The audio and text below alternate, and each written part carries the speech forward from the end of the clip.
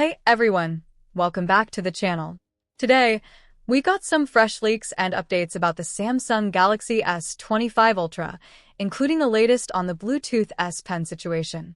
Samsung originally said they'd sell it separately, but there's been a lot of confusion. Plus, we'll go over some final details as pre-orders for the S25 lineup are about to end. If you've been thinking about grabbing one, now's the time.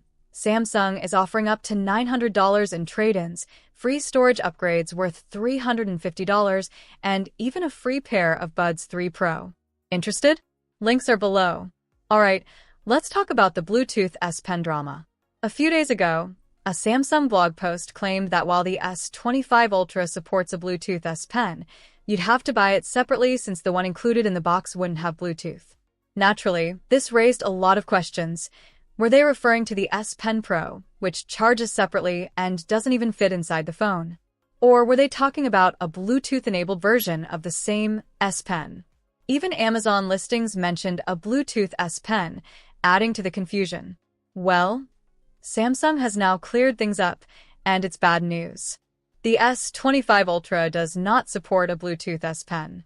Not the S Pen Pro, not an older Bluetooth S Pen, and most importantly, they're not selling one separately. Samsung admitted their blog post was a mistake and has since taken it down. Honestly, this is disappointing. Some fans hoped Samsung might reconsider, but clearly, that's not happening. The S Pen has been a signature feature of the Ultra series, and removing Bluetooth functionality feels like a step backward. Sure, not everyone used those features, but having the option was always a plus.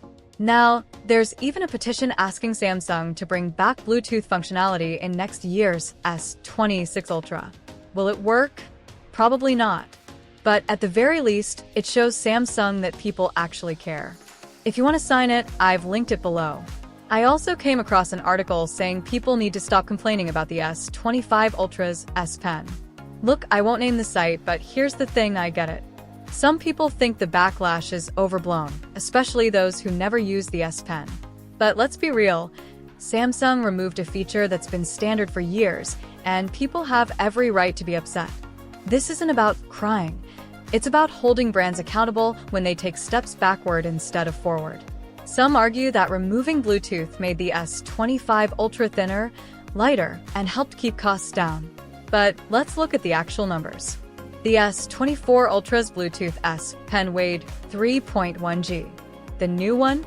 2.8 G, that's a 0.3 G difference. Basically nothing. Even factoring in the charging components, the phone's total weight reduction is just about 1 G. In terms of thickness, the components are so small they wouldn't even make a noticeable difference. And what about cost savings? Samsung is probably saving $1 to $2 per unit by ditching Bluetooth. On a $1,300 phone, that's negligible. But when you consider Samsung expects to sell 20 to 25 million units, that's around $50 million saved in 1 year and $500 million over the next decade. That's the real reason behind this decision. At the end of the day, this isn't about complaining over lost features. It's about expecting a premium device to actually improve over time, not take steps backward. It also sets a bad precedent. If Samsung can quietly remove features and people just accept it, what's next? Will they ditch the S Pen entirely? This is why people are speaking up.